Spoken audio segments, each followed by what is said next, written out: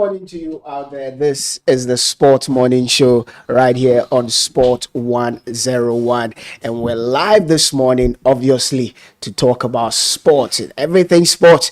You have it this morning. Oh, definitely, we're getting to the camp of Real Madrid. And as they say, there's fire on the mountain. Will Xavi Alonso get to lose his job after they were defeated by Manchester City by 2-1? There's lots of news coming out from the camp of Real Madrid. Jude Bellingham has spoken, backing, the manager. What exactly is the problem? Why can't he remedy the situation? We'll definitely be talking about the Champions League right here this morning on the Sports Morning Show. We'll get into other matters of Jamie Carragher's issue. Lots of people, plenty people have come on board, and whether he was right or he was wrong, we'll get to talk about that. It's an extremely exciting show this morning. So, hey, tell a friend to tell a friend. We are live this morning. The usual suspect, as I always say, the gang is gathered here. Sammy and Kofi, they're already seated. But more importantly, kindly share the link. If you're on Facebook, just share the link. If you're watching us live on YouTube as well, just share the link. If you're on our WhatsApp page as well, just share the link. Join in the feed. Let's join the live chat. Keep your comments coming in. Keep your engagement coming in. Let's grow together. Guys, good morning. Morning. Good morning. How's everything? Good. Everything great. Why are you in a cab this morning? I always in the cup. Always? Yeah, most of the time. No. It's not most But of the you've time. missed the show more times than you've been on the show. No. So I've been in No. a cup a lot of times. No. It's not always or almost always. Kofi, you good? Yeah, I'm fine. Fine. Everything great. Everything. Fine. All right, guys. I mean, there's no better place to start off from than last night, and from Tuesday, the Champions League, and we could probably go back to Monday, Manchester United. I mean, ensuring that they leapfrog lots of teams and they enter into the top four, as you may want to put it, because they are level on point. A lot of teams. The way the league table is, one defeat for you, then you drop down. One win for you, you move up. But Kofi, what do you make of United's win over Wolves? On Monday, it was a bit dodgy, but they got the job done eventually. The scoreline was 4-2 in favor of Manchester. 4-2. 3-2 in favor. Did you watch the game? 4-1 in favor of Manchester United. Sorry. Anyway, well, it was expected. Dash was 2 goals. After crying on the page, if Manchester don't win this game and all of United fans. So Well, you it see it and you don't respond. Yeah.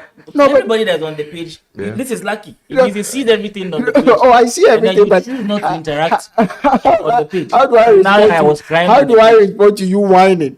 If you needed So handkerchief, then what's the essence of people if you posting needed on the handkerchief, page? I will probably give you handkerchief. So it means you see everything that goes Against on, Wolves, you you see are crying. everything that goes on Against the common Wolves, you are crying. Oh, okay. But Kofi, I think it was a good job done by Manchester United, albeit it was a bit, they scored, Wolves equalized. You thought that, okay, is this going to be another slipper? But eventually, Bruno Fernandes ensuring that, listen, we are not going to let this slip by. Well, Manchester United are doing a great job. If you look at the trajectory, like Sammy always says, there are issues. There are issues with the midfield. Still, there are issues with the midfield. You understand? Because under normal circumstances, your prime defensive midfielder shouldn't be Casemiro. Yeah. But this is the case where United are forced to stick with Casemiro because he looks the most suitable, best suited for the job to be done at this material time. And so there are areas in the team which need a lot of beefing up. But yes, this is Wolves, but I think that some of the players played well on that side. Dalot particularly played very well in the left wing back position. And then Ahmad was usually Ahmad. Mbuemo played well. Bruno Fernandes showed why he was one of the best players in the world when he is in his mojo. And then I think that it was quite a masterstroke letting Mason Mount play in that false number 9 role. because he offers a lot more movement, because he is capable of keeping the ball at his feet and all of that. So I think all in all, it was a good performance for Manchester United. 3 points, yes, against the bottom place team in the league, and you get to get the job done. Now, United has had numerous opportunities to move up the table. Yeah, they are sit on the table with 25 points. Yeah, same with just 6 points away from the top two. Well, I think that if I don't want it to be like a broken record. If United are taking some of the chances that have come their way in the recent weeks, we could be higher up the talking table about United being in the dogfight for the league title. You understand? Albeit, yes, I mean their squad may be ill-equipped for the long haul. You understand? But I think that it's a step in the right direction. I mean, look, for Manchester United, any progress up the table, based on how well they sank last season and based on how well they've not done in recent seasons, I think it's a step in the right direction. I generally like the positivity around the club now.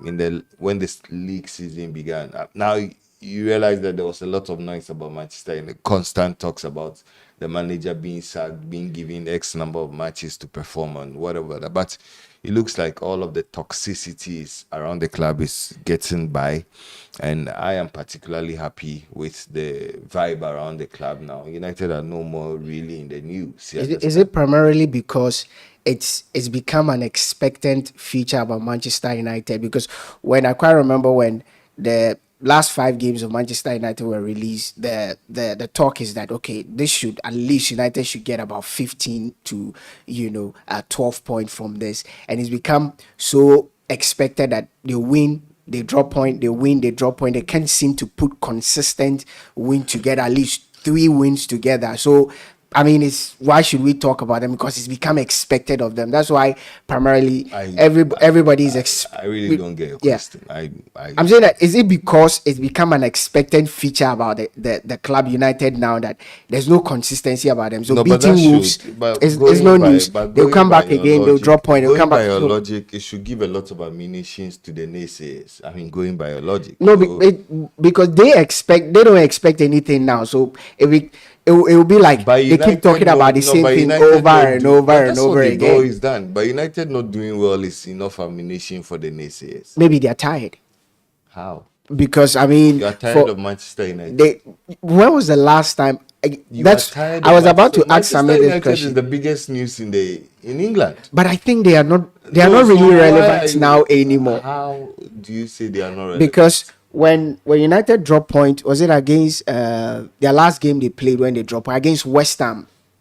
It wasn't so. If it was about 3 months ago, it would have been huge news, especially if it was somewhere around September. Honestly, I don't know where you have been recently, but that's fine. That's pardonable. I don't know where you have been, but that's pardonable. I'm telling you what the news is. That is pardonable. I don't know where you have been, but that is pardonable. But I am happier about the buzz around Manchester United. I like the vibe around Manchester United. The manager is being given the opportunity to do his work, and if the things I am hearing is what it is, what are you hearing? Expect some huge names in January. Sergio Ramos. Who? That's what you've been reading. Because that's the news that's coming. That's what you've been reading. That United probably why would United want a centre back? Why would United want seeking to bring in Sergio Ramos? I don't. That's why I'm telling you that United is the biggest news in England. Why would United want a centre What is the latest news about Manchester United? We'll talk about that later. I mean, Sammy, you look at the league table, and after United's victory over Wolves on Monday, they've jumped straight to 6th position from 12th position. Arsenal are 33, United are 25. So just 2 games literally away from the top of the table. It looks like the middle belt, or probably the second quarter belt of the table, is very competitive. So from 4th position, Crystal Palace 26, Chelsea 25, United 25, Everton 24, Brighton 23, Sunderland 23, Liverpool, who are 10th, are on 23, Spurs 22, Newcastle 22, Bournemouth 20. meaning a win for you primarily propels you into the top four. Is it because it looks like the competition has dropped a little bit? That's why even teams like Bournemouth, Everton, 1 win, 2 win, they are in the top four.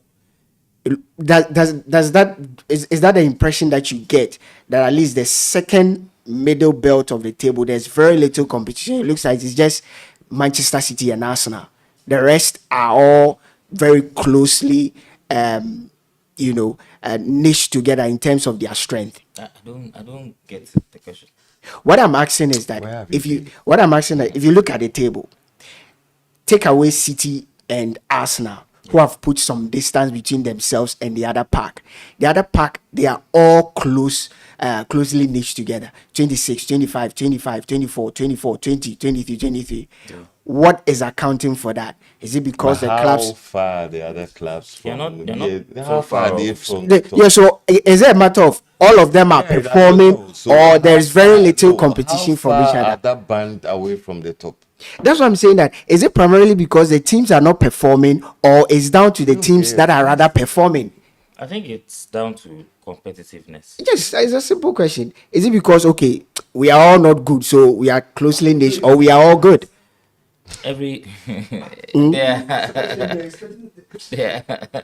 they're they're all performing. So it's down to It's competitiveness. competitiveness. Now it's difficult to predict the games because the quality in all these teams are almost evenly matched. So every team has quality. Every team can play against another team. So typically, maybe sometime in the past, when you see certain fixtures, you can outrightly say that this team is going to win or that team is going to win. But now, irrespective of the fact that you're playing home or away, you can't really bet on, certain results. You see some results over last weekend, for example. I think Chelsea, yes, you look at the Chelsea game, you look at even Liverpool the dropping Leeds points. game, you look at the Forest game, Arsenal going away to Villa.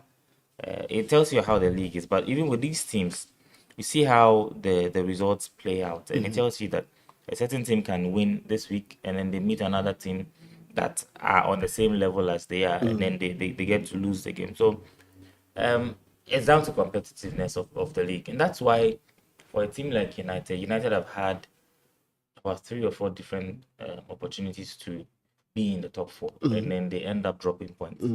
So Monday was a very good result for Man United.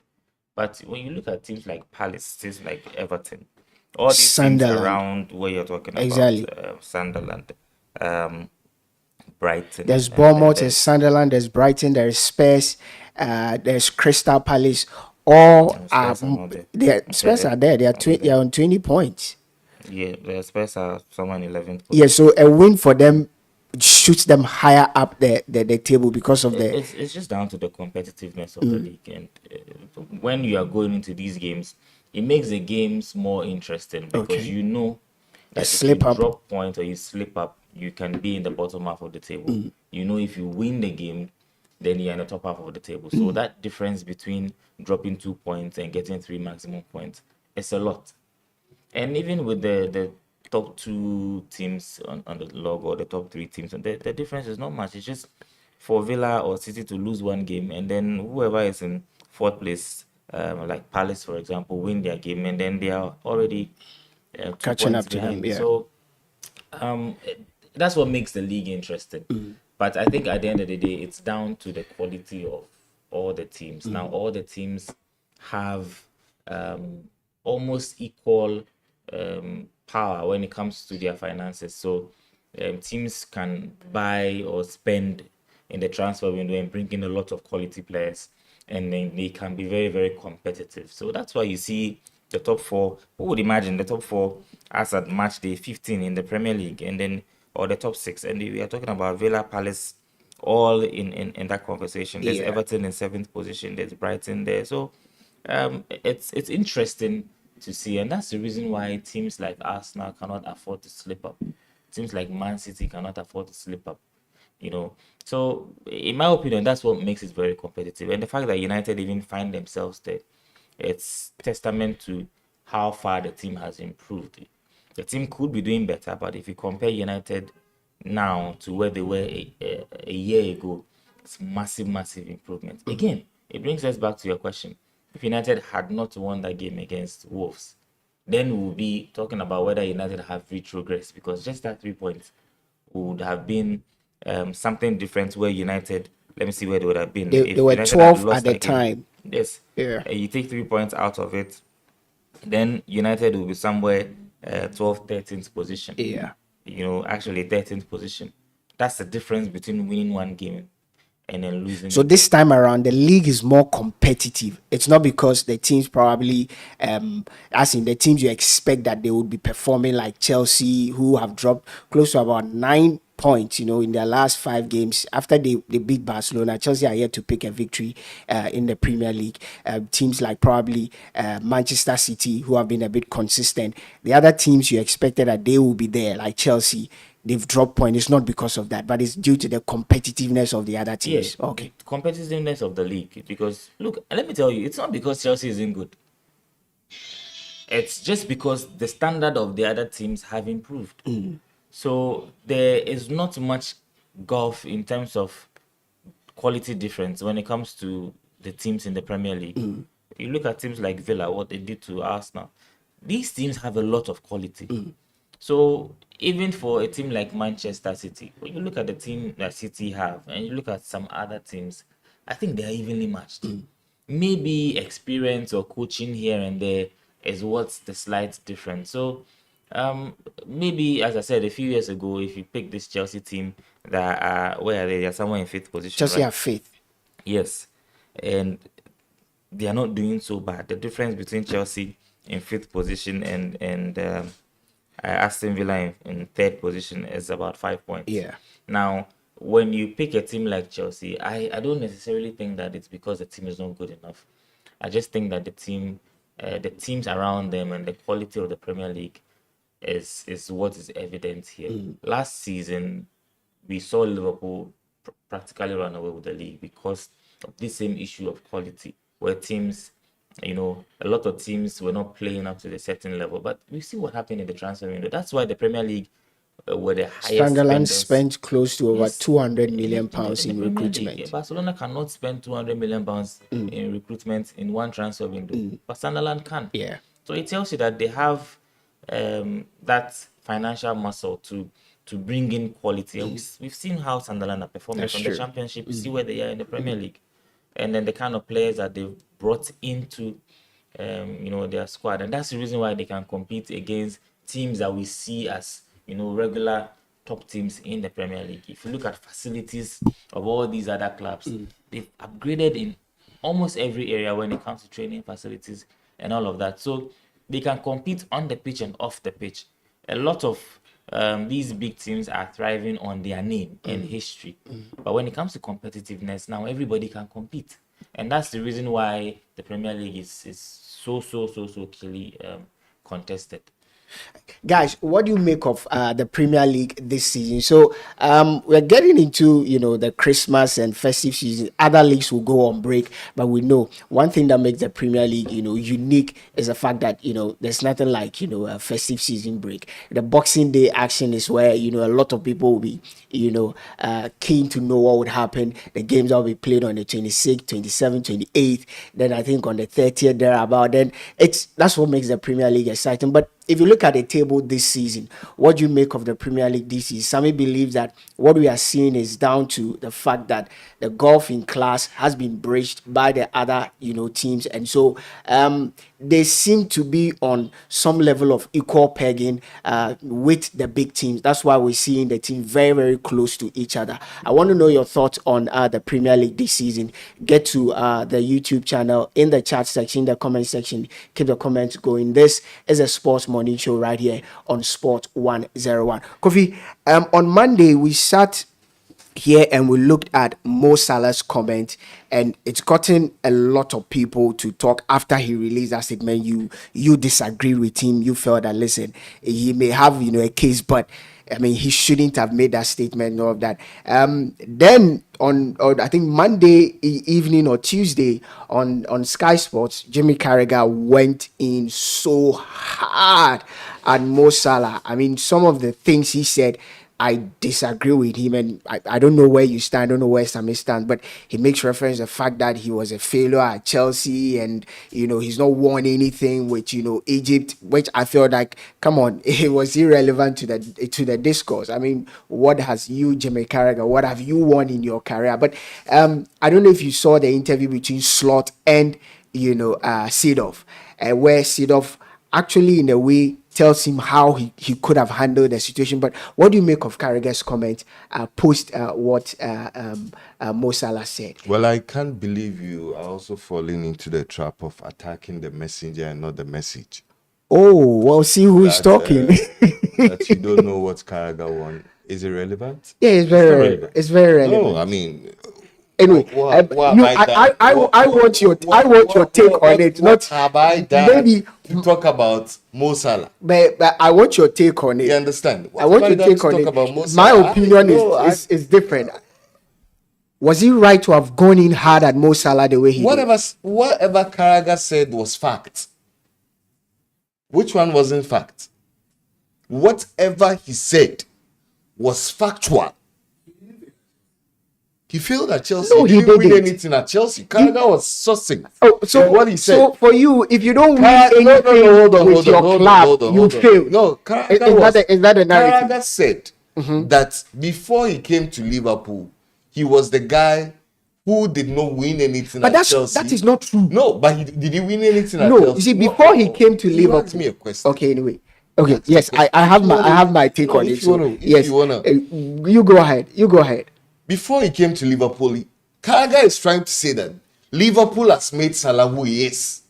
In essence, if you don't get the whole picture, what Carragher is saying that all of Salah's relevance in football today is because of that move he made to Liverpool. Can we also say the same that Salah has made Liverpool what it is today? No. How is that? How is that? Salah? Because I mean, how can you tell me that only one player can change the fortunes of a club? How can you tell me that? It's very possible. No, how can you tell me it's that? Very possible. One player can change the fortunes of a club. It's very possible. Which player? It's very, very possible. Very possible. Which single player? I want you to just change the fortunes of a club. Just go ahead. I don't want to be. No. You cannot push the narrative. You cannot.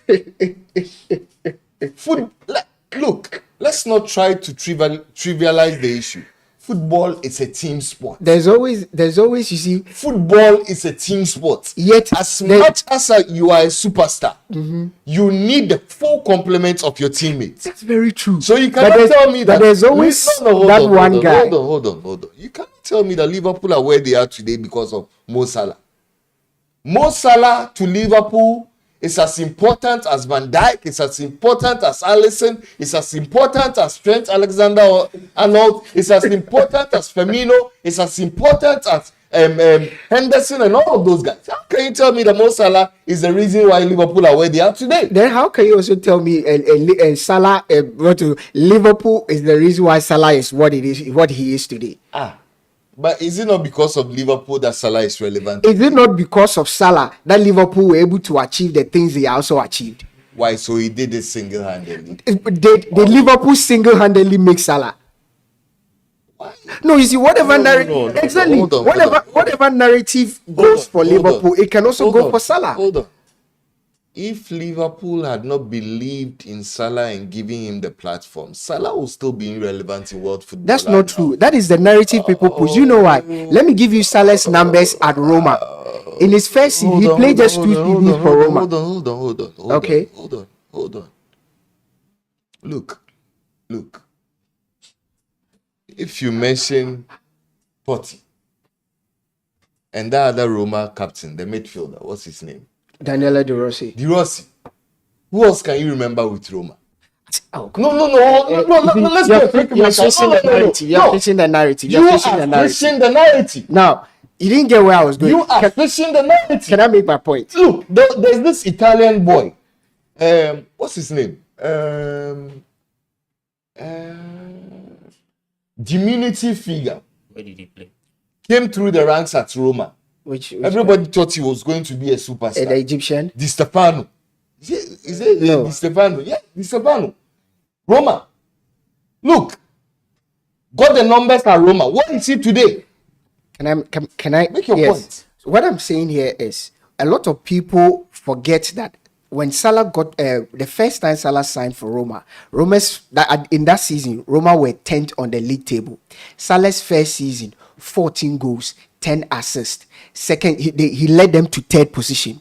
Second season, 15 goals, 11 assists. He led them to second position. Salah was voted the best player in Roma in 2 seasons. That's true. I'm coming. Just the 2 seasons Salah played for Roma, That's he true. was voted the Roma's best player. Look, in Italy, he was voted the third best player in the 2 seasons. So at the time Liverpool were coming for him, my point is at the time Liverpool were coming for him, he wasn't just somebody who could tag us. He had failed at Chelsea.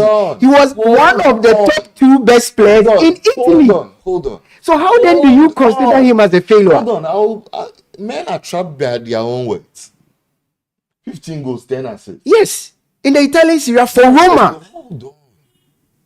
Do you know how many players in the world today have 15 goals, 10 You are assists? talking about today. You are talking about that was somewhere about I am asking you. 12 years ago. Look.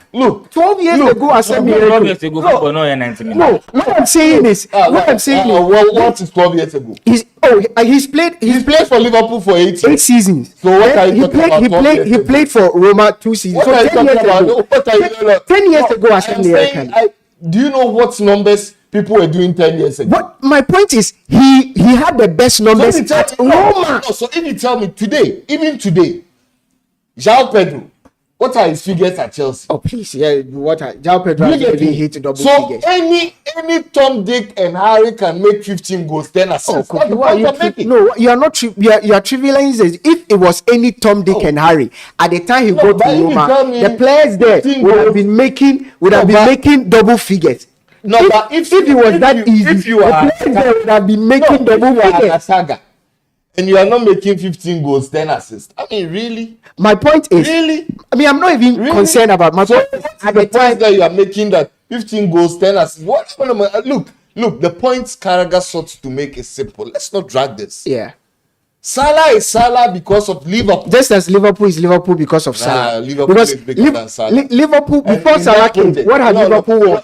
No. Salah was not the reason why Liverpool won. No, all come of in. it. Before Salah came, what had Liverpool indeed, won? Indeed, we can even stretch the conversation. Yeah. You know, one of the things that people have said against Salah is that he never shows up on the biggest of stages. Sammy, you have heard it. You have heard it.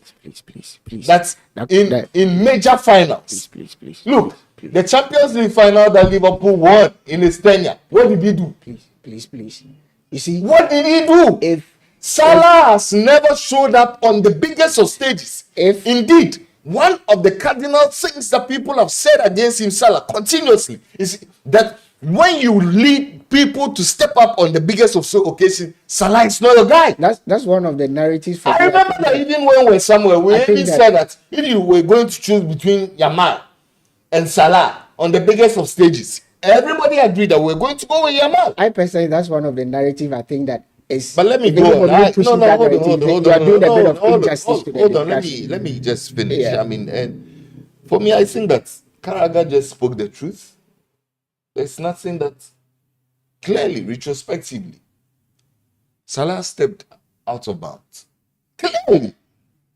You do not say those words in public. Salah is a selfish human being.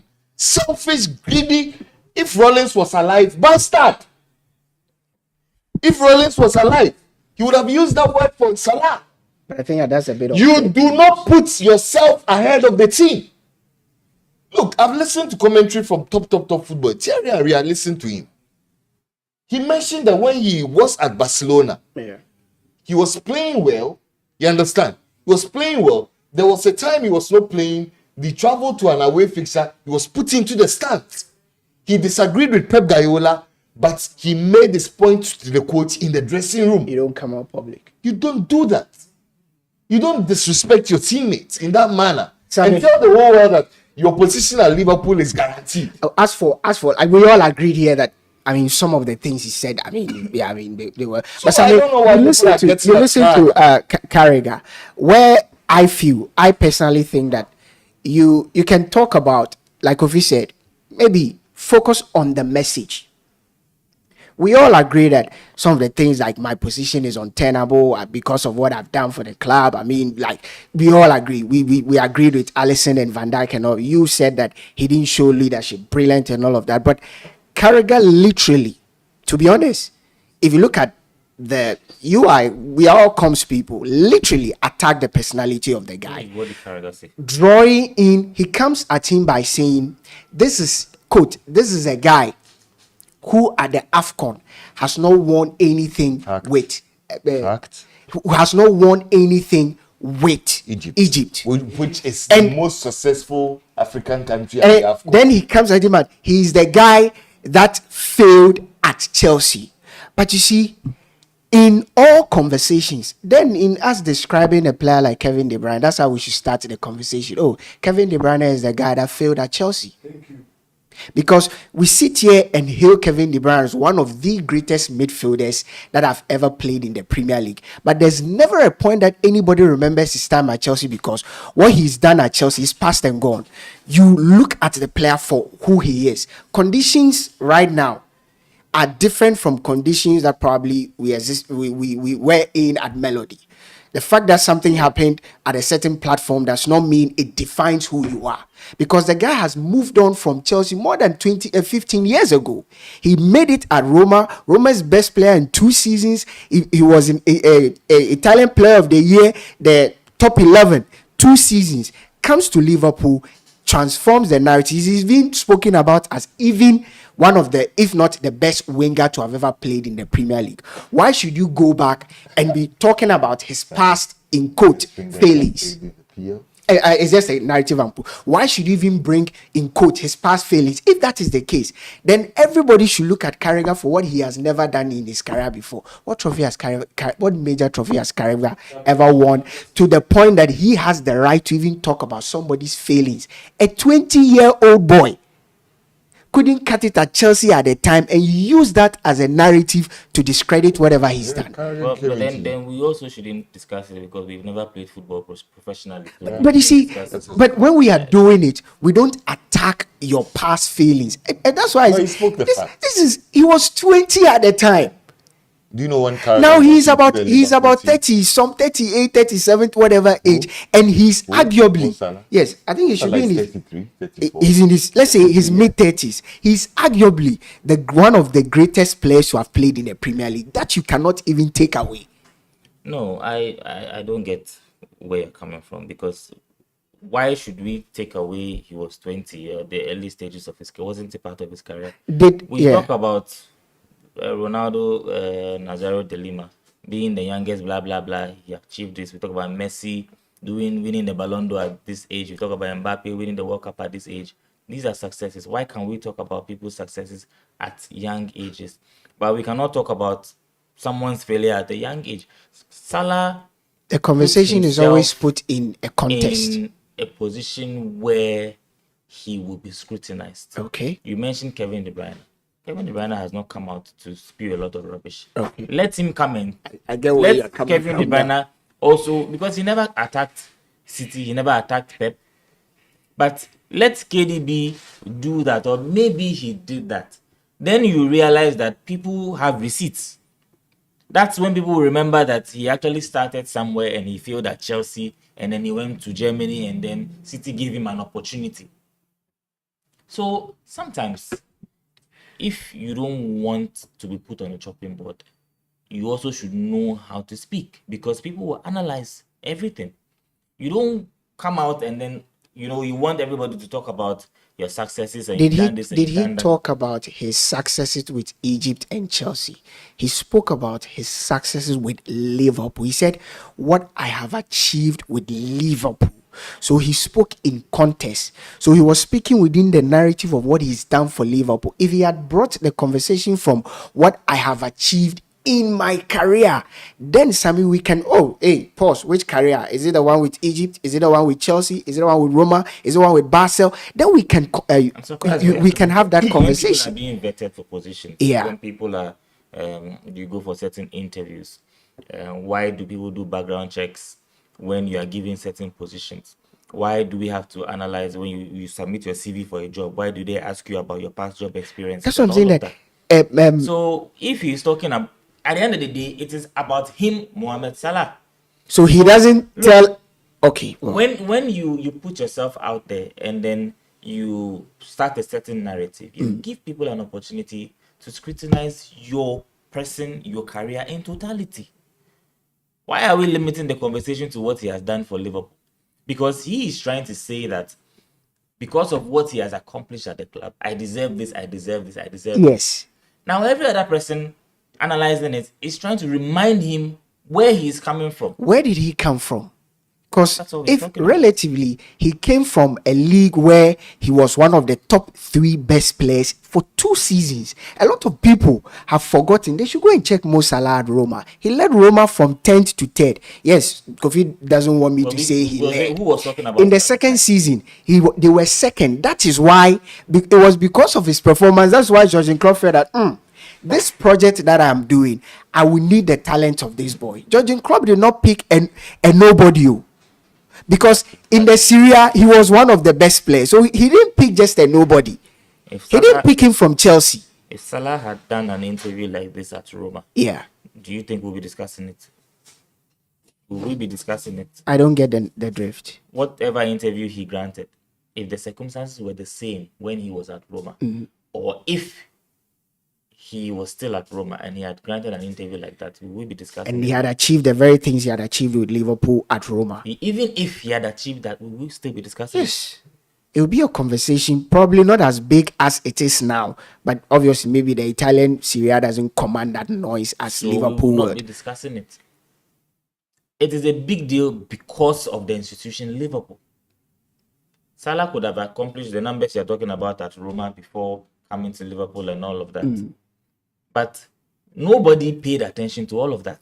So how did Jurgen Klopp notice it? That's why they have scouts and all of that. Exactly. So some people paid attention to it. Lucky, you're not getting the point.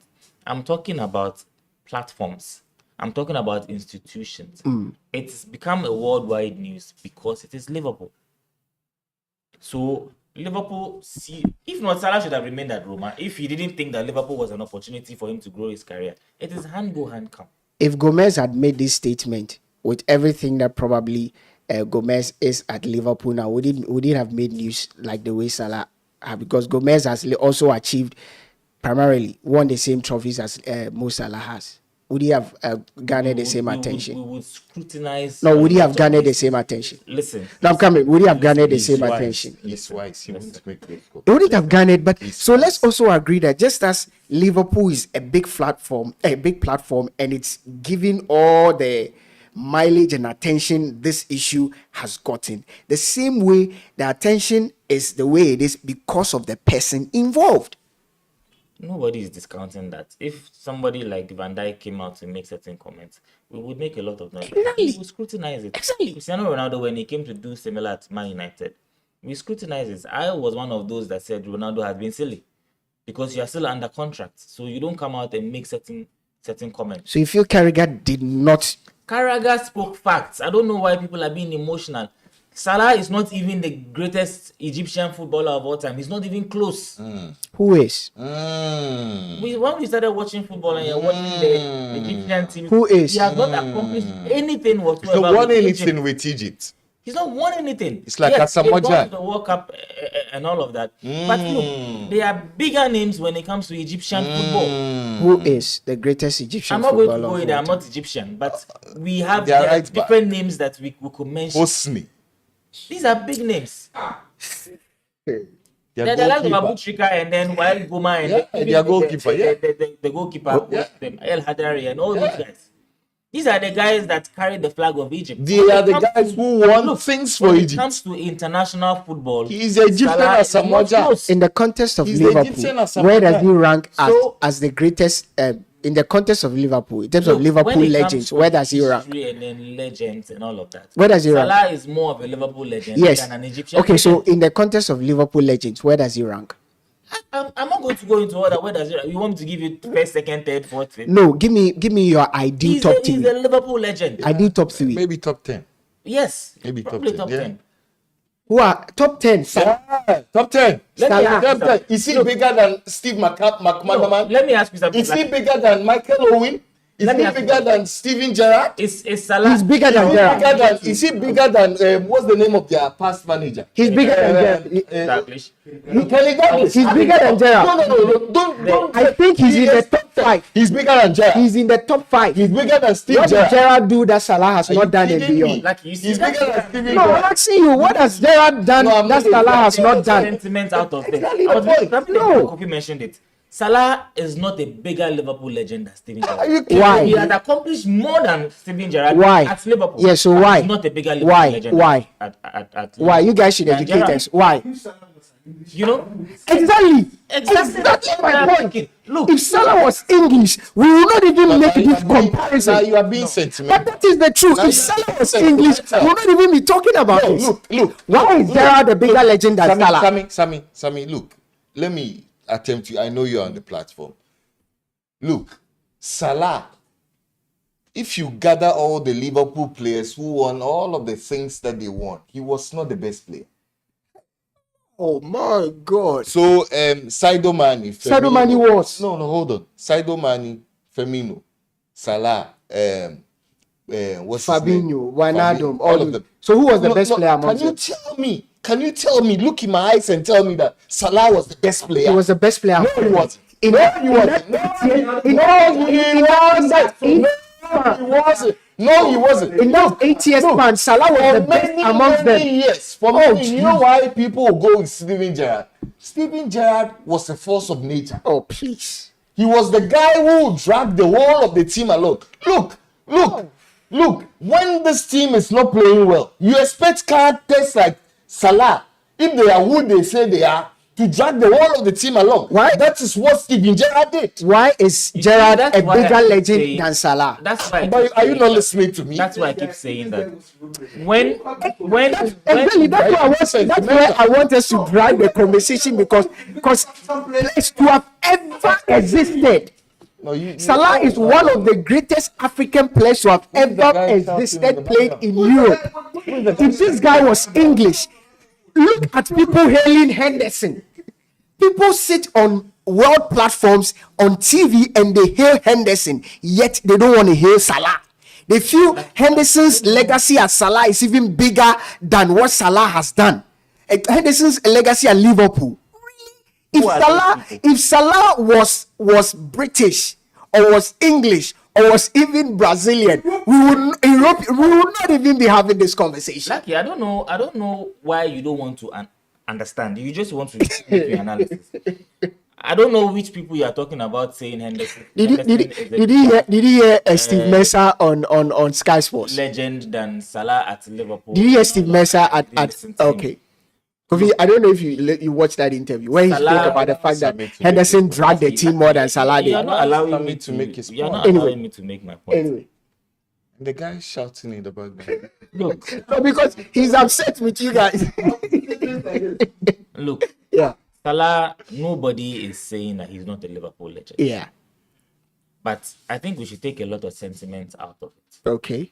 I haven't said that Henderson is a bigger legend at Liverpool than Salah. Maybe that's someone else's opinion. Yeah. But that's not what I am saying. I am saying that when you talk about the likes of Gerrard, when you talk about somebody being a legend, it's not just about numbers. That's why I always say that statistics and live score and goals and assists and all those things. Look, we cannot use that to generalize a lot of things.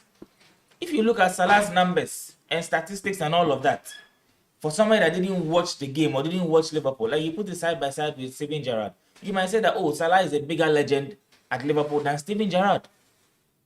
But ask every proper Liverpool legend, and they are watching us and they are listening to us, who a bigger legend is at Liverpool, whether Salah or Gerrard. So my question not is, even a what conversation. makes Gerrard a coming. bigger legend than That's Salah? why I'm telling you that it is not about statistics. So tell it's us. not just about goals and assists. So what makes him a Right? bigger legend? Because there have been other defenders, for example. There's been Kenny Dalglish, for example. Does he have the same numbers as Salah? So what makes them It a has bigger nothing to legend? do That's what with I want to the know. They used to have some striker. Is it Robbie Fowler? Fowler. No, what I want to It know has is nothing to what do makes with- them bigger Yeah, legends I mean, than that. It has nothing to do with goals assists, and all of that. Nobody's talking about that. Yes, that is part, but it's not the whole picture. If you mention Steven Gerrard, we talk about leadership, we talk about charisma, we talk about on-field, off-field. It's a whole package. We talk about carrying the team at certain positions. No proper leader in a team that has the team at heart will do what Salah did over the weekend. So Salah has never carried the team before. What Salah did was the definition of selfishness. And if you want to be a selfish person, you cannot be a selfish person and call yourself a legend at the club. Wow. That's the difference between somebody like Salah and Steven Gerrard. Wow. That's the difference between someone like Salah and even Sadio Mane. Can I ask you? Because what Sadio Mane even had to endure at Liverpool, if Salah was in that position, he would have done worse. Can I ask a question? Go ahead. Is Harry Kane a legend at Tottenham Hotspur? Of course. Why is he a legend at Spurs? And it's not just about the numbers. Why is Harry Kane a legend at Spurs? He was the leader there. He was their captain there. We saw him carry the team. We saw Kane carry the team time and time again. We've seen his behavior on and off the. Remember I mentioned last week. I'm coming, Lucky. Remember I mentioned last week that you've been interrupting me on over and over again. I think it's last week that when Liverpool were it's on this side, in crisis. it's on this side, yeah. Last week I mentioned it. When Salah was playing consistently and the team was not getting results, did Salah grant any interview to the media to speak as a Liverpool legend, as a leader in that dressing room, to convey a message to his teammates, to the fans, and let them know that they know things are not going right and they are working hard to make things right? We saw Szoboszlai grant interview. We saw Van Dijk grant interview. We saw Robertson grant interview. Even he was not even always in a team. You've not. Where was Mohamed Salah? But Salah doesn't play a couple of games. He comes off the bench in one game, and in a game that he does not even appear, you can go in the mixed zone and grant an interview. If that is not the definition of selfishness, and you want to tell me that Mohamed Salah is a bigger legend than Steven Gerrard at Liverpool because he has numbers, legendary status is not just about numbers. You know, you've still not. Why you said Harry Kane is a legend? He will be considered a legend at Spurs. Before Harry Kane moved to Bayern Munich, you saw what he did. What did he do? A leader and a captain, Harry Kane, does not boycott training. Does not hold the team ransom that if they don't sell him, he will not play for the club. That's what he did. That's what he did. Yes. That's what he did. Harry Kane didn't attend training. Go and check. Like, no. When did he boycott training? Yes. Harry Kane wasn't. Harry Kane wasn't playing. I don't remember Harry Kane doing that. No. Oh, you see, that's No. You see, Nobody was even more entitled to move Look from at that is the thing. Crystal Go and check. No. That's And confusing. if viewers think I'm lying, they should check. The likes of Gay, Harry Kane was not playing games primarily because he wanted to force a move. No. He wanted to force a move. When was that transfer even? He didn't report to training. No. Look, Exactly. no. You should understand. Go and read about it. He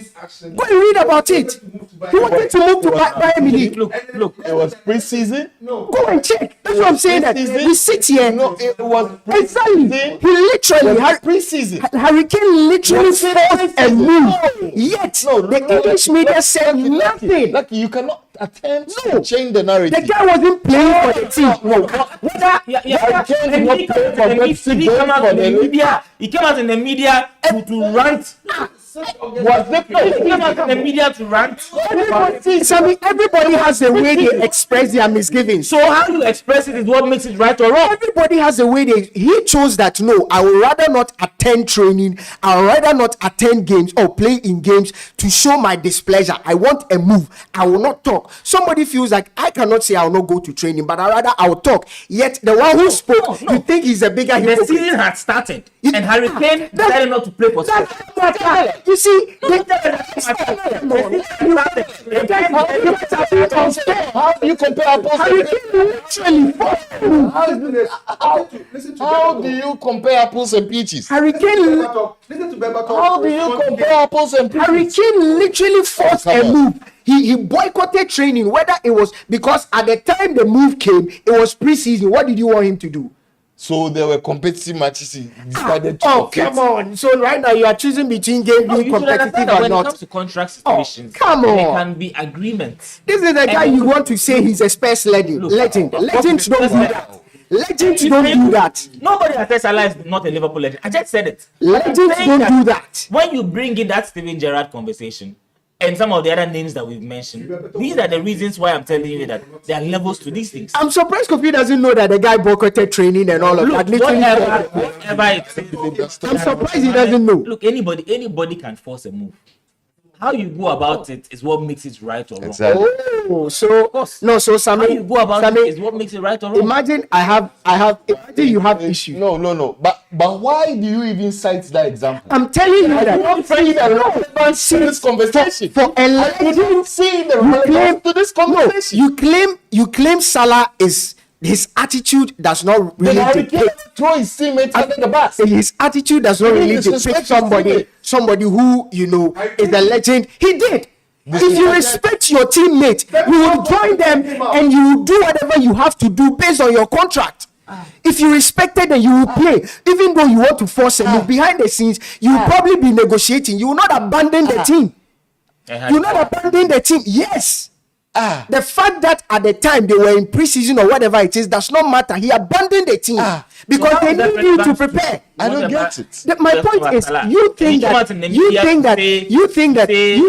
Salah is not a legend because Nobody is saying Salah is not a legend. I don't know why you're not getting. When have I said that he's not a legend? you think that Salah is not a bigger legend than what is it called, Harry Kane, Steven Gerrard, because of how he chose to address the issue.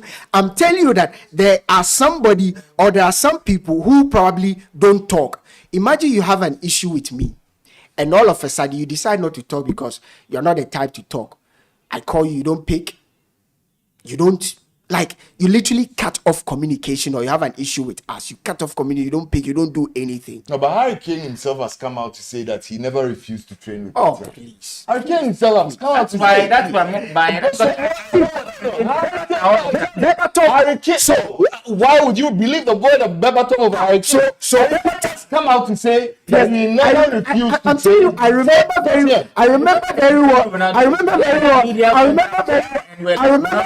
where Piers Morgan and the likes criticized. That's why I'm surprised that you guys didn't even know that there was a point in boycotted training. Point. Nobody has said Salah is not a legend. Same way nobody has said Harry Kane is not a legend. But they are bigger legends at Liverpool than Mohamed So for Salah. you, Stevie G, Ask anybody. Owen is a bigger legend than what is it called? Owen, the Liverpool fans, I don't know. They might not agree because of his Not Owen is a bigger legend than Manchester Owen is a bigger legend than Salah. Salah is the biggest legend at Liverpool. My Or Salah point is is, bigger than and Steven I Gerrard. agree with If producer that's one. the case, then does it have to do with only forwards? Because Salah has scored a lot of goals. If for the club. Salah was British, if Salah was European, Oh, that's a this issue. sentimental. No, but that's true. That's sentimental. That's the honest Yeah, truth. but- This issue will not even be an issue. That is purely This thing will not be an issue. sentimental. Yeah, you're being sentimental. But what are you You're being doing? absolutely sentimental. What are you doing? Because you're not talking about the issue. But that is the issue. No, what is the It issue? is also an issue The because issue I'm is telling you that if Salah was European, Carragher will not bring in what he's failed to do with his country because Carragher, the so-called golden generation of the English team, what did they ever achieve? Salah has never come on. What has he ever achieved? Carragher sought to say that everything relevant Salah has won in his life is Liverpool. down to Liverpool. The same way, Where has Salah accomplished the same way has Salah attained success. the same way in the history of the Premier League, everything Liverpool so-called claim to have done in the context of the Premier League, because we know that post the Premier League, when the Premier League became the Premier League, they have not won any league title until Salah stepped up. And Salah was the only one. No, that is not what I am saying. What I say? But I'm saying That that is the reason why Liverpool won the I'm saying Premier that League. Liverpool is what it is, just as Salah is who he is because of Liverpool. The same way Liverpool in the Premier League now is who they are because of somebody like Salah. Salah and his friends. Than the club. Oh, but that's Because of Salah and his friends. That's not what you I'm saying. cannot No, change the narrative. if he's coming to say that he deserves to start every game and then he deserves this and he deserves that and what I've done for the club and blah blah blah. But Sammy, on that day, we all agree that everything he said, like most of the things he said, he shouldn't have said it. But I'm He said talking a lot about of rubbish. I'm talking about Carragher and the way he attacked the guy's personality. He didn't attack his personality. Oh, What do you understand by personality? so he didn't attack the guy's Yeah. personality. What personality did he attack? What personality? What did he attack about Salah? What did he attack about Salah? Saying that, Did you saying exactly listen to yes. what we call apology? I'm not even talking about. Sarcastic. I'm not even talking about the And then apology. he still He reiterated says, that. "Hello, I love you," and all of I'm not that. the one saying You don't the have to apology. say certain I'm things. yes. No, but that how did we he all attack Salah? How did he attack Sammy, his we all personality? agree Everything he that. mentioned had to do. Yes, calling him a failure at Chelsea. He has not achieved anything. He has not achieved anything with Egypt. Exactly. alive? How many matches did he play at Chelsea? Is he alive? Even in that one season he spent at Chelsea, how many games did he play? is He it- was good enough lie. at Chelsea. He wouldn't have been shipped out. No, is it a lie that he has not achieved anything with Egypt? I don't know, Pat. How is that personal? How is that an You attack are on his the one character? before Salah came into Liverpool, and because of him, they won the league and he helped them do. Are they all not statistics? So is it not true that when he was at Chelsea, he didn't accomplish anything? When he was at Roma, what did he win? Has he won anything with Egypt? Everything success about Mohamed Salah It's down to is Liverpool. down to Liverpool. He accomplished it at Liverpool, albeit playing a very, very important role. So can we? So if Carragher has come out to talk about him failing at Chelsea and blah blah blah, is it not a fact? He wasn't even a regular at Chelsea. That's- He wasn't even So- a rotating team. What are you Why wasn't he a regular? If he was good enough, why wasn't he a regular at Chelsea? So was he? How old was he when he came to Chelsea? He was 20 years. He was 20 years He was old. just 20 years old. Yes, he was There 20 years there old. were How many there were no other 20 there were years. no other people. Oh, there was Andre Scheller, who was also I think 19. There was Kevin De Bruyne, who was I think around 22. So There there were were young players there. yes, yes, But you see, were- these players that he came with, Scheller, Kevin De Bruyne, in that same period, That's why they were I'm all telling you shipped. that if KDB, if you want to be on the show, come and sit down here. That's why I was telling you that. Yeah, you can't be if there and be shouting. KDB He's excited on the show this morning. also comes out to Very, make very well certain professional. comments, his career will also be scrutinized. Okay. Because where you've accomplished a lot, you don't come out and throw everybody under the bus because it's hang-come. You offered the service, you were Yeah. paid for your service, you accomplished certain things, they gave you an institution and a platform, and then you delivered your service, and you delivered very well. So Carragher did no wrong. It goes both ways. Okay. If he hadn't been at Liverpool, we have no idea where Salah's career would have turned out now. True. The same way we don't know whether Liverpool would have won the league had it been Salah had not been at the club. That's always So, been my point. you don't When come we out- talk about Salah in that line, let's also So, talk about you his don't- contribution to Nobody's Liverpool discounting and his for contribution. Liverpool. Nobody's discounting his contribution. So when you know all that, that's why you don't come out and act like you've been the most important player in the history of the club. He's not But the in the most last 10 important years, who player in the has? club. In the last 10 years, who has? Obviously, you can say Salah has been very influential. No, but Again, guys, in somebody the will last tell 10 you- years, there's has always he not been the Van Dijk? most Listen, influential? why not I was Van Dijk? coming there. Why Someone not will Van also Dijk? tell you, another school of thought will tell you that Why not Van Dijk? Van Dijk came in and Why Van Dijk not Van Dijk? also was that catalyst. Do you think that it is silly for people to believe in that cliche that great defenses win the biggest trophies? Because if Van Dijk hadn't signed for Liverpool, What are you you talking think that about? Liverpool will accomplish what What they are did. you talking about? So can I ask a question? People are saying he's the greatest defender in the Premier League era. There's that school of thought. I don't agree with it. But there's also that school of thought. We see that. Why not people align to that cliche? Because- that the best of defenses win. Influence is simple because his influence to whatever Liverpool is now cannot be compared to the influence of Salah to whatever Liverpool is now. Salah's job is How to is score it? goals. How Van is Dijk's job is to prevent goals. So check the Why rate. is Salah not Check scoring? the rate.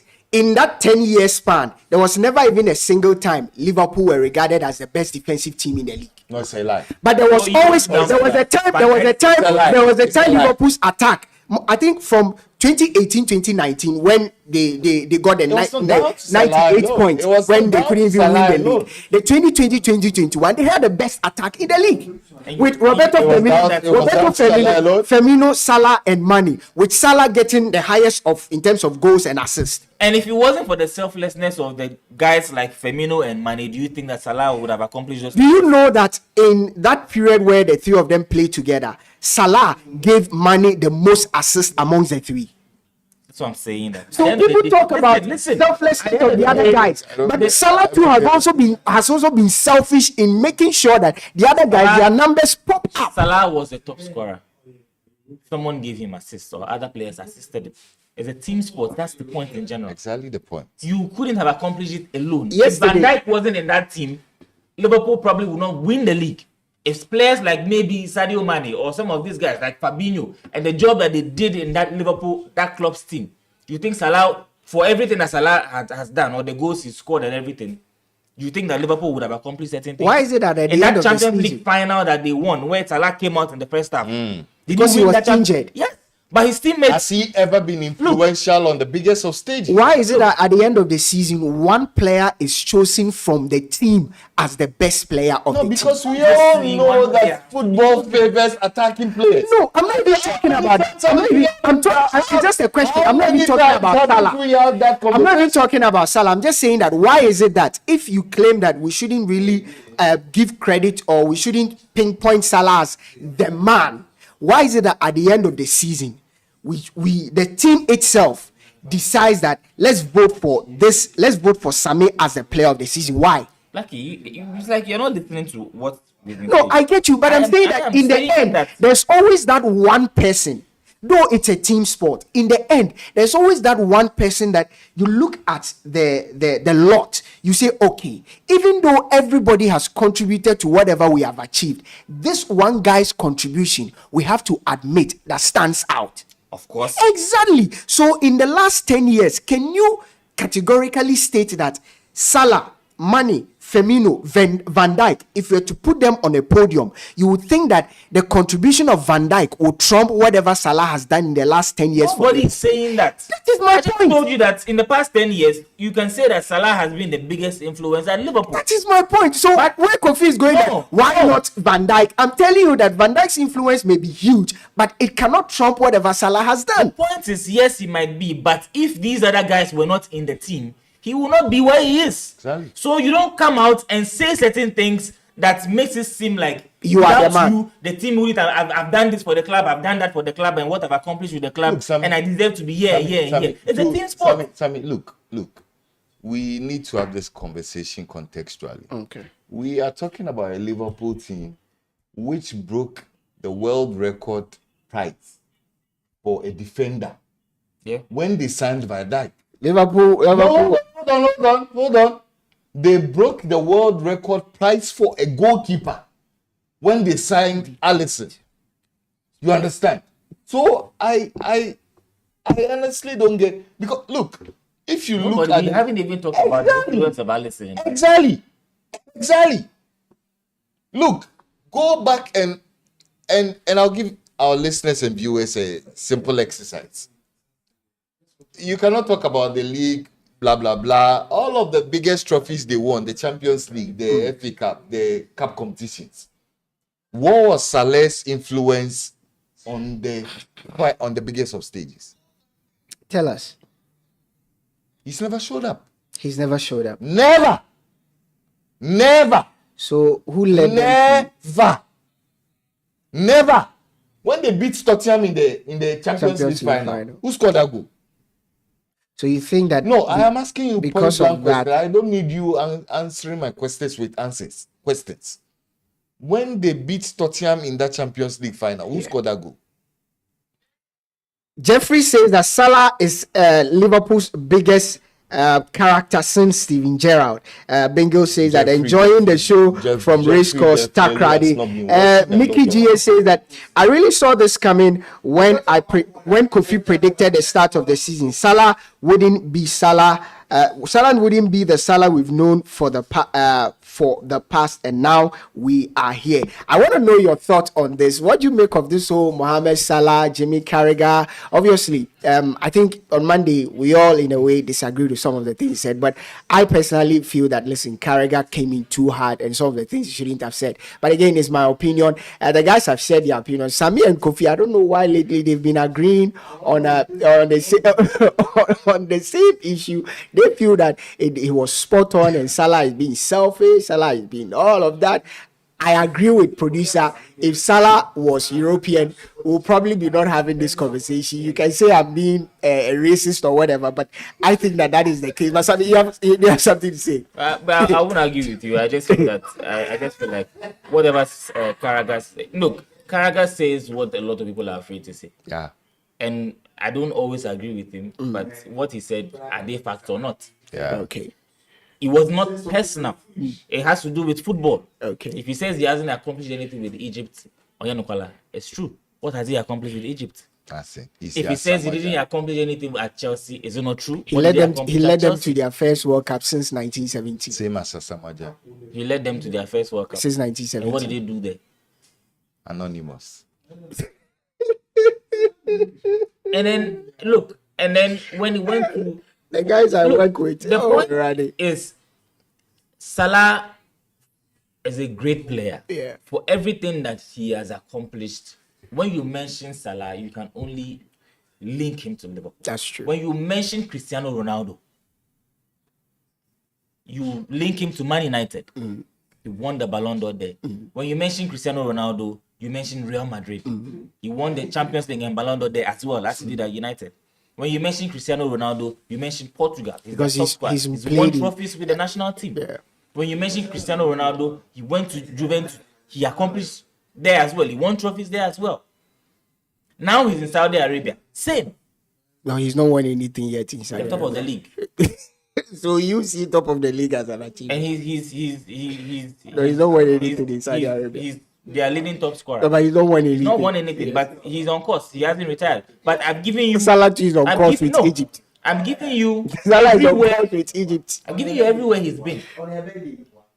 When you mention certain players, you mention Messi. You can mention other players. Even Kingsley Coman. Everywhere he went, just like Jesus, he was doing good. Guys, let me know your thoughts on this Everywhere. issue. So if Carragher has come out to say that if you mention Mohamed Salah, the only place you can link him with in terms of accomplishment is Liverpool because he hasn't accomplished anything anywhere else. Meaning that you don't come out and throw the team and your teammates under the bus because this is where you made your name Okay. and you didn't do it alone. I don't see See what any Salah, wrong.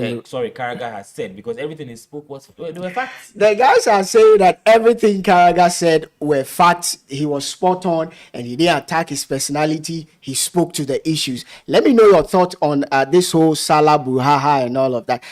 If you've not listened to or if you've not watched the interview between Clarence Seedorf, one of the legends of the game, and Anslot, do well to watch that interview. Lots of things to pick from that interview. We'll get to talk about the Champions League and zoom in on Real Madrid. I remember on Monday I asked Kofi a question, and as usual, because it's Real Madrid, because we all know Kofi and his fondness for Madrid, he tried to run away with, there's nothing, what is wrong with Real Madrid? Real Madrid, prior to this game, 5 games, they had won just 1. They had drawn 2 and they had lost 2. They come into a Champions League game, you expect that, okay, it's Champions League. Madrid, always Madrid, at the Santiago Bernabeu. Going into that game, there were reports that, Xavi Alonso has been giving, this match and all of that. If he fails, he might be fired. So lots of reports and all of that coming from the club. Yesterday, they lost 2-1 to Manchester City at the Santiago Bernabeu. Jude Bellingham, after the game, came out that they are fully behind the manager, and these were his words. He thinks that he can do the job. Why would he say these things if the report coming out is not true? I will start from Sammy. Sammy, do you think that Xavi Alonso cannot handle the Real Madrid dressing room? I think that he hasn't been flexible enough because when you walk into a dressing room like Real Madrid, It's different from every other place you've been at. But again, I am a bit surprised because for a player like Alonso, he's been in big dressing rooms and he's been in that Real Madrid dressing room with even bigger players and bigger egos. So he should have some level of experience when it comes to how players think, because he's an ex-player himself, how players will feel in different situations, whether they are playing, whether they are not playing. And so he should be able to understand situations better, and how things are being played out. But I'm just a bit surprised. I think Real Madrid is not like any other club. They are ruthless. You will not be given time to adjust. And so he has to really, really adjust quickly. He has to be flexible enough to, you can have that relationship as the manager with the players, but you should also have that individual relationship. Someone mentioned that he should have that split personality between being a coach and being a manager. Okay. Because yes, you can be a coach and that's down to tactics and what you do on the training ground, and being a manager as well, knowing how to relate with the players, knowing their contract issues and all of that, knowing how to communicate with them, knowing how they feel when they are not playing. And this is what brings sanity in the dressing room. And that's why a lot of managers don't even really like a big squad, because they want to keep everybody happy. So for somebody like Alonso, I think that people have different personalities. He has his type of personality, but it's not all about how you are as a person, because there are people that say, which is one of the most silly things I always say anybody can say. There are two of them. The first one is, I have a bad temper, And this is the way I am. yeah. The other one is, this is how I am. That's how I am. Yeah. That's a very stupid thing for anybody to say. Yeah. Because if you say that's how I am, so every other person has to understand and adjust to how you are, then you will not grow. But then, Sammy, if you look at, and this is one of the, if you watch the Golazo podcast where Thierry Henry spoke about the culture that Real Madrid have built over the years, where, trust me, no matter how big you are as a manager, the players seem to have a certain level of power at the club. That's why Henry made reference to, not many clubs can build the Golazo, the creme de la creme. They had, Real Madrid had a name for it. It just escaped me. Where they put together collection of superstars. Yes, Galacticos. Not many clubs can do that, but because Real Madrid have that culture, it can accommodate and fuel that. And so, if you're a manager, forget when you come to Real Madrid. These were the words you use. When you come, manage, don't coach. Then he made reference to Carlo Ancelotti. He was more of a manager than a coach. Zinedine Zidane was more of a manager than a coach. Jose Mourinho was more of a manager than a coach. Then again, he went on to say, if you look at the managers that failed, they wanted to rather be coaches. Julian Lopetegui, Fabio Capello, and some of the managers that have failed, I want to coach the team. But he says that character doesn't thrive at Real Madrid. So how then do you blame Alonso? I'm not blaming Alonso. I'm only saying that he needs to learn. That's the point I'm making. That you don't say this is how I am. This is what I want to do. Just like someone like Amorim. If Amorim steps into Real Madrid, he will fail woefully, because this is a manager that feels like this is how I am. I want to coach this way. This is what I do. This is my style. So if you're not flexible enough, you can't be at Real Madrid. And if Alonso is not flexible enough, look, as you said, you cannot 100% be a coach at Real Madrid. When you have an ensemble of top players like Mbappe and all these guys, imagine Ancelotti there, and then there was Cruz, there was Modric, there were these guys, when Benzema and Ronaldo. You don't come all in these superstars as the coach and you want to come and teach somebody like Cruz or Modric how to position themselves and play in this system, and I want you to step in at this time and not step in at this time, pass the ball like this or do that. You just need to manage the players. But is that not a recipe for disaster for a young coach that is coming up? I think he's been given a very good opportunity to coach at that level. It doesn't come. I don't see where else is bigger in terms of coaching a club side than Real Madrid. It can only be a downgrade from here. So if you've had that opportunity to be there, you need to learn and adjust. Because look, you don't always get certain jobs with the kind of CV Alonso has. I think he was fortunate to get that job because of that short success they had at Leverkusen. So when you go there, you don't go there as the big boy or the main. Some people might go and say that, okay, because it's the big dressing room, I need to impose my authority on these guys. Because yes, you've won trophies, both international trophies and club sides, but you should also understand. That's why I said that he's been in that situation. So the best way for you to manage them is to tap into that experience that you had when you were in their situation, to know how they were feeling, how they adjusted to certain things, and that will give you that recipe to be able to coach them properly. But when you go there and you want to, I'm trying to, let me just say it in fancy. You want to flex your muscles, try to, okay, that's what you said. You want to control everything there. That's where it becomes a problem. So you need to learn how to manage them. If Alonso, he won the World Cup. Did he win the World Cup? Yes, he won the World Cup with Spain. He won the Euros twice. He's won at Real Madrid. He won the Champions League. So you accomplish all that. If you move to a different club, maybe a smaller club, maybe he was at Sevilla, for example. Not to say Sevilla is a small club, but it's not Real Madrid. He can do whatever he wants to do there. Even I think with his style, he will succeed at Barcelona. But when you go into Real Madrid, you can't go and impose whatever authority you want to impose. But guys, in a club, in a club like that, it is about respect. Guys, is that not a recipe for disaster? Because Kofi, Sammy, if a certain level of, and that's the truth, at Real Madrid, and Henry said it, and I'm quoting, he says at Real Madrid, players hold a lot of power in the dressing room. And so just learn how to manage the situation. But is that not a recipe for disaster? Which is a recipe? It's worked where players are giving... Hold on. Which is the most successful club in the world? Real Madrid. Why are they the most successful club in the world?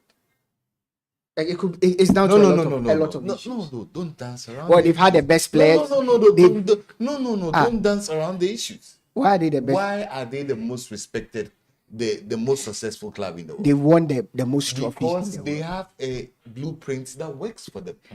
The blueprint is simple. Why is Zidane peerless? I consider him peerless. Zidane no in tactics in one.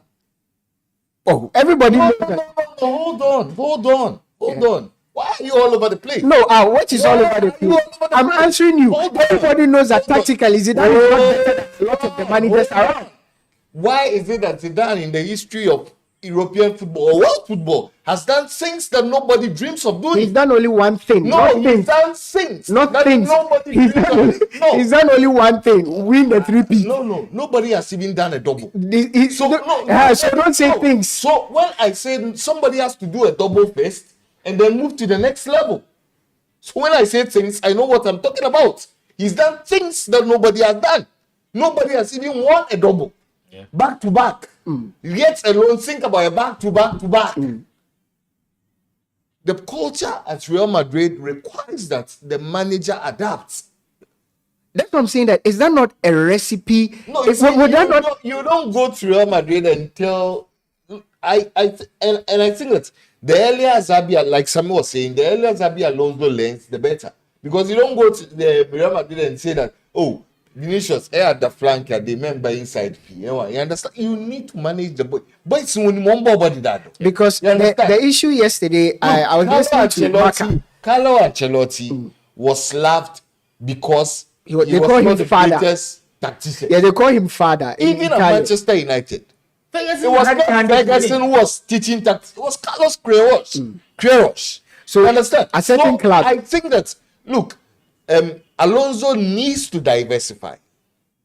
He needs to remodel his whole outlook. At Leverkusen, you are going to be allowed to coach. That's what I'm saying. Because that for a young Leverkusen. So Kofi, for a young manager who is carving a niche for himself, we know some of the young managers, Amorim, Alonso, they are trying to carve a niche for themselves where they want to be the brains of football. You find yourself in such an environment, if you're going to spend 3 years and you in a way abandon that in majority of that 3 years, wouldn't that affect his career going forward? Because he leaves Madrid and all right now he knows it. He's more of a manager than a coach.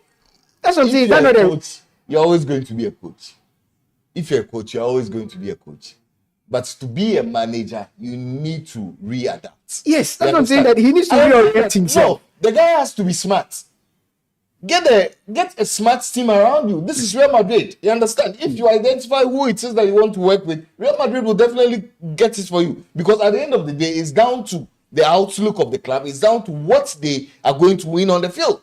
Are we not? So I think that he needs to be smart. Do not put yourself too much in the eyes of the media, or don't place yourself as the most important personality at Real Madrid. But shouldn't that be the case? No, that status quo is Doesn't it's thrive at Real no, Madrid. it doesn't. It doesn't. The players are the big boys.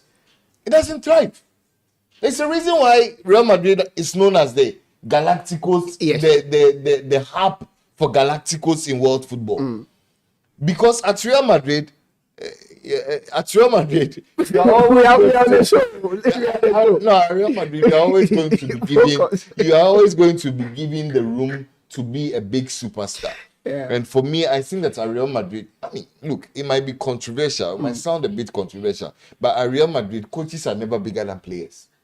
Exactly. That's what The exactly last my coach point. who tried to be bigger than players at Real Madrid was Jose Mourinho. And we all know how he ended. That's the point. Whenever you want your personality to outshine the players, you cannot succeed at the club. Where you want to, because like a typical example, Julio Lopetegui, at the time he was coming, one of the brilliant minds from Spain. Since he left Real Madrid, his career had a nosedive, and that's it. Fabio Capello did all that he had to do. They sacked him. Even Vicente Del Bosque, they sacked him. No, they won the Champions League. They Yeah. So signed the next if year you look after at winning the managers Champions that have thrived for long term, Carlo Ancelotti went, came back, they loved him. Zidane went, came back, they loved him because they always feed into the ego of the players. That's what I'm saying. That is that not a recipe for It's not disaster? about feeding into the ego of players. I don't know, because you are pro Barcelona, you want to paint a Oh, different but that is picture. that is the No, truth. no, there are so many ways you can go about with the English But if language. you said understand? the players are more power than the manager, how is that different It's from lucky, feeding into the ego of it's the not about players? feeding, it's about management. Exactly. That's why I mentioned respect. It's about management. At the end of the day, look, sometimes you don't need to be the loudest person, but you can be the one who commands the most respect. You think for Ancelotti or Zidane that, in your words, feeding into the egos of the players, or being able to manage them. At the end of the day, let me give another example. For example, you say you have a wife at home, Which and lucky then that. yes, your wife Which gives you do, a you lot do. of peace of mind. Anniversary man, I Your forgot. wife, Crap. is very respectful. Yeah. She does everything she's supposed to do as a wife. Yeah. And for a man, we are all different in terms of our expectations from whoever you're married to. But your wife knows you very well, and she gives you everything that you want. Gives you that submissiveness that you want. Do you think is the one sustaining the marriage? The wife is. The wife one is. sustaining. She is acting as a submissive person, but at the end of the day, she holds all the cards. Yeah. It's similar. You give that respect to the players. You know that they are big boys. You know that you are not coming to teach them anything. You are only coming to manage that dressing room. You are coming to ensure that things are done in a certain way. When the player is not playing, you know how to draw that player close, and you need to be able to explain to them there are certain clubs you go there, the player can walk in and ask, why am I not playing? Oh, that's for that one day. And so you should be able to know how to manage. This has nothing to do with formation or tactics. And that's where you think So the that's man has where failed. you earn your respect. You see players coming out to talk about when they respected a certain coach because of what the coach told them. We saw Ezekiel Lavezzi talked about when Ancelotti was at PSG, and then they called him and he came to join them at dinner, and then they had all of that, and the next moment he said, okay, I'm going, but tomorrow Ancelotti, you need to that's be at always training. his style. You can go all the party in Yeah. one party. And that's why they have a problem with Alonso, because Yeah. he gave them a lot of freedom. When it comes to work, they are working. So it's just like you have parents who, give you a lot of freedom. And so you go out there, do what you want to do. That fear of not disappointing your parents because of the freedom they've given you will make you not misbehave. But as often be one back, and then some other strict parents that always keep their children in the house. And The those- day that child gets an opportunity to go out and see what's Like out there, Jeff. they will bring problems. Yeah, like Jeff. Like Like Jeff. Like You know, No. So He's very disciplined. but Jeff is not disciplined. so sometimes Jeff very indisciplined. it's all Producer about, who talks behind this. it's all about how you manage the players. It's all about trying to impose your authority on the players. When you manage them properly, you earn that respect, and then they play for you. If this thing That's what happens at Real Madrid. it could be, guys. If this thing persists, it before we wrap up on the. If this thing persists, do you likely see an end for Xavi Alonso at Real Madrid? Of course, I don't think From now it gets any till better. they go on that, the break, are we likely to see concrete news that talks about possibly the guy being sacked? Now, Real Madrid, together with Manchester United, are the two biggest clubs in the world in terms of pressure cooker, in terms of news, in terms of traction. So everything Real Madrid obviously it sells in the eyes of. I mean, two of them. There are only two clubs like that in the world: Real Madrid and Manchester United. Everything associated with them. When you touch it, it's gold. You understand? When you touch it, it's gold. Yeah. You understand? So I think that you look at the circumstances surrounding Real Madrid now. Obviously, there are a lot of things that are being said in the media that are lies. No, but for Understand? Bellingham, Yesterday, to actually stay, Rodrigo granted an interview and said that he went to hug the coach. yes. He went to hug the coach, and it's public record. So why would you see? No. These are you're smart. We are all smart. Because there have been a lot of No. things that have been said about You see, Xabi Alonso and Rodrigo. That should tell you that they are trying to play. They are trying to play, for the gallery and all of that. Because for Bellingham to grant an interview right after the game, after the champion, you saw it where he talks about we are fully behind the manager. Then clearly there is some pressure But they coming. read the tabloids. Exactly. They read the tabloids. It's all over in the tabloid that when Real Madrid lose to Manchester City, Xabi Alonso could You think you didn't read that? You think if it's about You tabloid didn't read news? that? I'm saying if it's about tabloid asking news, you that. if it's Didn't about you read tabloid that? news, they would care. This is not just any tabloid news. We are talking about what is it? the biggest football institution in the No, I world. don't get it. I mean, It's not a tabloid news. It is real. Players read the tabloids. They know the garbage that has been posted in the Exactly. tabloids. So if it was garbage, they will not even waste their time. No. Why wouldn't they waste their time? Do you understand the elements of PR? So why would understand the elements of PR? why would after the Atletico Bilbao game, Florentino Perez grant an interview and say they are fully behind the manager? Exactly. No, why would the president of the club, after that victory against Bilbao, grant an interview and say they are fully behind the Why manager? do you think that there are people who are employed to do proper PR? Interesting. What better PR stance would you have than major elements in the team saying that, look, listen, to the people out there who are the naysayers, everything that you are reading out there is not what it is in the club. If by the end of the season break, results still persist the way they've right now, 6 games, 4 defeats, one win. No, Lucky. Should he be fired? No, Lucky. No, like it's a question. Should he be fired before we wrap up? Issues contextually. Yeah. Real Madrid are in the automatic spots for qualifying to the next That's round. true. I stand to be corrected. They are. Sorry. They are 7th. Yes, they are 7th, so they are in the top 8. Real Madrid are second on the La Liga, Yeah. 4 points behind Barcelona. Yeah. Where is the chaos coming from? But it's the result. No, where is the chaos coming from? Because if you are losing against teams like Celta, you drew against Girona, you've not beaten any in They the are last beating 4 Barcelona. games. In the last They 4 are games, beating you've Barcelona. not won a single game. They have beaten Barcelona. In the midst of all their chaos, they comfortably dealt with Barcelona. And that day, they should have beaten Barcelona by more than 5 goals. I mean, if results for that. look at where you be. If results persist before the season goes on for a break, I think you'll go on a break there in the next 2 weeks. Should Florentino Perez look at bringing in somebody who can manage these boys than somebody who is an Amorim type? Hey, I'm stuck in my ideas. I want to coach this team. I think he'll be given time to at least the break. Maybe after the break or during the break, Real Madrid can assess. Yeah. I think the break couldn't come soon enough for Real Madrid. Yeah. after the break, during the break, they can assess some of these things and put their house in order. But I just feel that a lot of it has to do with Alonso himself. He has that opportunity of managing at Real Madrid, and whilst he's bringing whatever ideas he has, he also has an opportunity to learn at the highest level. So if there has to be any adjustments, I think it has to do with Alonso and how he manages that dressing room. And so that is not to say that he cannot get it done, but that's one thing about learning on the job.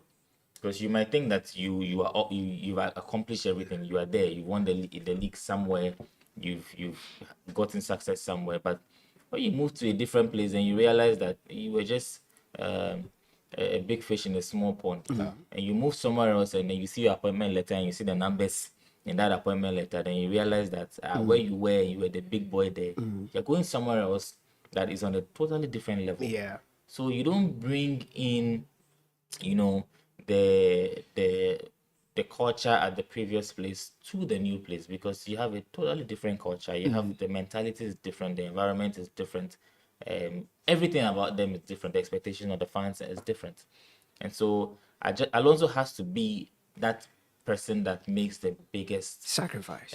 adjustment, and it's all down to him. If he can get that done and get the players playing for him, these are the same players that were getting results at the Maybe start he's of the not the season. best of managers, because So- not everybody can be a good Yes, manager. because when you pull stunts like what he did last weekend with all the controversy and you don't even go to the dressing room. and Exactly. walk away, Maybe he's and not the you best leave of the managers. Dressing room in disarray. Who is supposed to be the captain? Maybe of that he's ship? not the best of And you managers. leave everything in disarray, and then you decide to walk away, and then what does that tell the other players? You know, you have to take other people to come in, or other big figures to come in and calm the ship, because I understand everybody was throwing tantrums. Exactly. Some were blaming the referees, and then someone also came in and To say, said, hey, "You should let's look at blame themselves." ourselves. Yes. Yeah. But what was the coach in all of this? That's what I'm saying. That You see, maybe so- maybe he's not the best, but because So, not everybody can be a manager. Not everybody Well, can manage situations. So Maybe if he's you not the don't best want out to there. adjust, and you want to throw in that card of this is how I am and I do things how I want to do, and then everybody else has to adjust to you, then he's digging his own grave.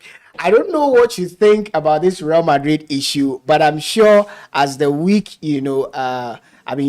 draws closer and closer, and as we get closer to the break, as in the festive season break, and we enter the new year, I'm sure a lot of things will change. We'll be following the news keenly in relation to Xavi Alonso's future at Real Madrid. But so far, so exciting. It's been an exciting show right here on the Sport Morning Show. Over the weekend, not so many big games across Europe. Real Madrid will be away to Deportivo Alaves. Barca will be at home to Osasuna. City will play, Crystal Palace. Arsenal will be at home. So not so many big games. But on Monday, we'll be here to give you a comprehensive, throwback in terms of what happened across Europe. This has been an exciting show on Sport 101, the Sport Morning Show. If you have not subscribed, make sure you click the subscribe button so that you'll be notified whenever we go live. The show is live every Monday, 9:30 to 11, and Thursdays, 9:30 to 11 as well. I did this with the usual corporate, my favorite stubborn guys in the world, Kofi and Sammy. We'll see you again on Monday.